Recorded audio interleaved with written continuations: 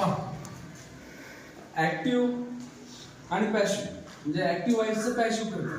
तुम्हाला काल सांगितलं की ऍक्टिव्ह व्हायची आणि पॅसिव्ह व्हायची रचना आहे, ही रचना बदलते, अर्थ बदलत नाही. आलं लक्षात? आणि तरी सुद्धा याने अर्थ बदललेला असतो जर कळाला तर. मग ऍक्टिव्ह व्हायच्या रचनेमध्ये एकूण काळाचे 8 प्रकार, त्यातले आपण 3 घेत आहोत. त्यातला पहिला पहा, सिंपल प्रेझेंट टेन्स. या ठिकाणी या तक्त्यामध्ये जी मांडणी केली आहे की आपल्या कळावं नाही, साधा वर्तमान काळ. मग ऍक्टिव्ह मध्ये एक वाक्य लिहिले आपण, he bakes cake. Subject plus first form of the verb plus object. पहा हे वाक्य साध्या वर्तमान काळाचं आहे का हे आपल्याला समजतंय का? मुळामध्ये दिलेलं वाक्य ऍक्टिव्हचं कुठल्या काळामध्ये आहे हे आपल्याला कळायला पाहिजे. तुम्हाला दिलेल्या वाक्यातला काळ जर कळत नसेल तर त्या ठिकाणी तुम्ही बाय घ्या आणि थर्ड फॉर्म घ्या, काही उपयोग होणार नाही त्याचा. पहिली अट अशी आहे की दिलेल्या वाक्यातला मला काळ कळायला पाहिजे. ही बेक्स केक, मी तर अ केक लिहिलं असतं तर याचा अर्थ असा झाला असता की तो दररोज फक्त एकच केक तयार करतो. लक्षात? आणि म्हणून इथं आपण काय केलं, he bakes cake. Subject plus first form of the verb plus object. ठीक आहे, आम्हाला पटलं हे की हे वाक्य साध्या वर्तमान काळाचं आहे. मग दिलेल्या ऍक्टिव्ह व्हायच्या रचनेमध्ये जर साधा वर्तमान काळ असेल, सिंपल प्रेझेंट टेन्स असेल, तर त्याचं पॅसिव्ह कसं होतं? पॅसिव्हचं सूत्र असं आहे की सुरुवातीला ऑब्जेक्ट घ्या. दिलेल्या वाक्यामध्ये काय ऑब्जेक्ट आहे? केक घेतलं plus an is are helping verb. मग हेल्पिंग वर्ब घ्यायचे आम्हाला ऑब्जेक्टला घाई धरू, कारण हे कर्मणी प्रयोग आहे. इथं करता आम्ही काउंट नाही करत, तर कर्म का काउंट करतो. म्हणून केक हे कर्म हे ऑब्जेक्ट एक वचनी असल्यामुळे ते मी इज घेतलं. अनेक वचनी असतं तर मी आर घेतलं असतं. आणि कधी कधी इन केस मध्ये आपण या ठिकाणी आय असं सुद्धा कर्म घेतो, जसं बीच आय होतो. त्यानंतर third form of the verb bake bake bake, BAKED. त्यानंतर बाय आणि सगळ्यात शेवटी करता. परत चेक करूया आपण, करता कोण आहे? ही हा करता सर्वनामात आहे, नामात नाही. बरोबर का? आणि म्हणून काल दिलेल्या चार्ट नुसार या ठिकाणी आयचं मी होतं आणि हिचं हिम होतं, सीचं हर होतं. आणि म्हणून या ठिकाणी हिचं काय झालं? हिम. उत्तर तयार झालं, cake is baked by him. Done. चला पुढचं पाहूया आपण. सिंपल पास्ट टेन्स, साधा भूतकाळ. I drank water. पहिल्यांदा आपण चेक करायचं की हे वाक्य साध्या भूतकाळाचं आहे. बाकीच्या नंतर बघूया आपण. आता आय ड्रँक वॉटर, मला कळालं की हे वाक्य साध्या भूतकाळाचं आहे, कारण इथं करता क्रियापदाचं दुसरं रूप आणि ऑब्जेक्ट आहे. Subject plus second form of the verb plus object. मग याचं पॅसिव्ह कसं होईल? मग पॅसिव्ह सूत्र काय आहे? पहिल्यांदा ऑब्जेक्ट. काय ऑब्जेक्ट आहे? वॉटर. ठीक आहे, या ठिकाणी हेल्पिंग वर्ब दोन आहेत, वॉज आणि वेअर. वॉटर हे ऑब्जेक्ट असल्यामुळे इथं वॉज आलं. त्यानंतर third form of the verb drink drank drunk. Passive करताना नेहमी लक्षात ठेवायचं क्रियापदाचं तिसरंच रूप येतं. आलं लक्षात? Water was drunk. त्यानंतर बाय, करता कोण आहे? आय. आयचं काय झालं? मी. उत्तर तयार झालं, water was drunk by me. Third step, तिसरा प्रकार पाहूया आपण, सिंपल फ्युचर टेन्स, साधा भविष्यकाळ. Ashok will help us. आपण टेन्स पाहिला का नाही? हे वाक्य साध्या भविष्यकाळचं आहे का? Is this example of simple future tense? Yes or no? Yes or no? Yes. Subject plus will oblique shall plus first form of the verb plus object. पहा दिलेल्या वाक्यामध्ये साधा भविष्यकाळ आहे, सिंपल फ्युचर टेन्स आहे, तर त्याचं पॅसिव्ह काय होईल? हे जरा वाक्य वेगळे.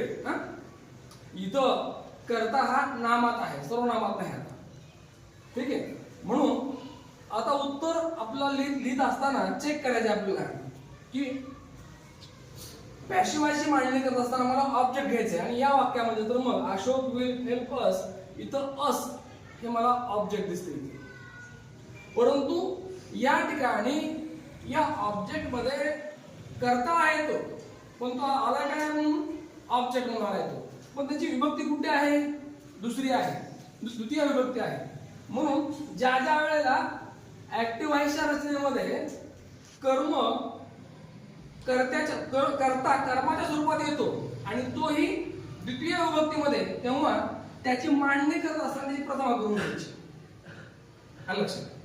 इथं करता आलाय तो कर्माच्या स्वरूपामध्ये, जसा एखादा माणूस येतो देवाच्या स्वरूपामध्ये, तसं. आलं लक्षात?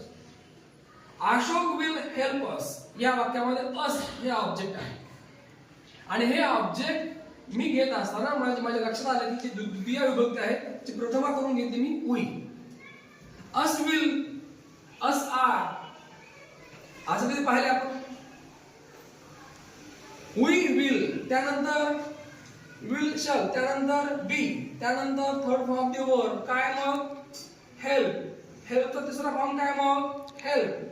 त्यानंतर बाय. करता कोण आहे मग? अशोक. अशोक हा करता नामात आहे आणि म्हणून इथं बदल नाही. सर्व नामात करता असेल तरच आपल्याला बदल करायचा आहे, अन्यथा त्याच्यामध्ये कुठलाही चेंज होत नाही. आणि मग उत्तर तयार झालं, we will be help by Ashok. हे झालं. आता चार नुसार आपण काही उदाहरणं बघितली. कधी कधी काय होतं बघा की एखाद्या वेळेला एखाद्या वाक्यामध्ये एक्स्ट्रा कॉम्प्लिमेंट येतं. लक्षात? म्हणजे करता, क्रियापद आणि कर्म याच्या पलीकडे जाऊन कधी कधी एक्स्ट्रा कॉम्प्लिमेंट येतं.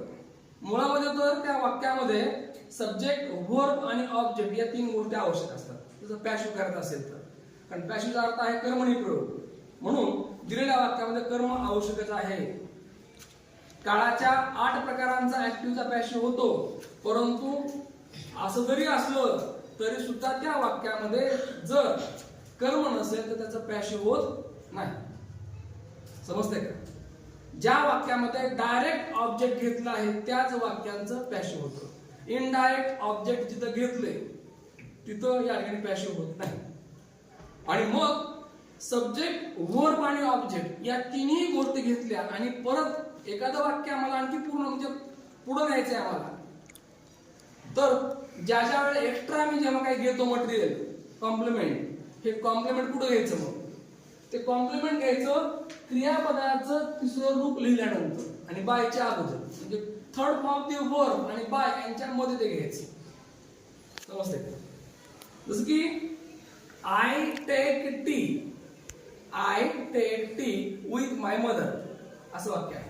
I take tea with my mother या वाक्यामध्ये कोणता काळ आहे? साधा वर्तमान काळ, simple present tense. I take tea with my mother या ठिकाणी टी हे ऑब्जेक्ट आहे. Tea is taken, tea is taken with my mother by me. Okay, म्हणजे सब्जेक्ट, वर्ब आणि ऑब्जेक्ट याच्या पलीकडे जर एखादं कॉम्प्लिमेंट आलं तर त्या कॉम्प्लिमेंटची मांडणी पॅशिव्हाइज मध्ये करत असताना क्रियापदाच्या तिसऱ्या रूपानंतर आणि बायच्या अगोदर सगळ्यात सोपं त्याला बिटवीन करून टाकायचं. कसं बिटवीन? म्हणजे थर्ड फॉर्म आणि बायच्या मध्ये त्याला घ्यायचं. थर्ड फॉर्म आणि बायच्या मध्ये घ्यायचं म्हणजे ते उत्तर योग्य होईल. अदरवाईज आपण ते कुठेही घ्याल तर मग ते उत्तर आपलं चुकलेलं असेल. आणि म्हणून व्याकरणामध्ये एक तर डोकं लावायचं नाही, आणि लावलं तर ते आपली क्लिअर, आपल्याला त्याची संकल्पना आपली क्लिअर झाली पाहिजे. अदरवाईज त्या वाक्याला अर्थ होत नाही.